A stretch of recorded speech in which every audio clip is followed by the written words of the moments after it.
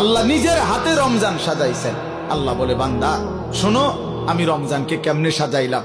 1, পুরা মাস রোজা। 2, প্রতিদিন ইফতার। 3, প্রতিদিন সাহারি।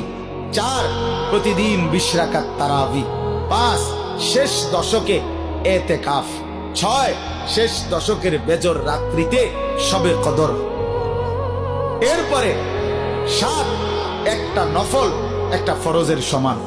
8, একটা ফরজ 70টা ফরজের সমান। 9, প্রথম দশক রহমত। 10, মাঝখানের দশক মাগফিরাত। 11, শেষ দশক জাহান্নাম থেকে মুক্তি। আল্লাহ বলেন, জান্নাতের দরজা খুলে দিলাম, জাহান্নামের দরজা বন্ধ করে দিলাম, সমস্ত শয়তানগুলোকে শেকলে বন্দী করে দিলাম, চারিদিক দিয়া গোলাইয়া সব গুছাইয়া বান্দা রাস্তা কেবল একটাই খোলা, দরজা কেবল একটাই খোলা।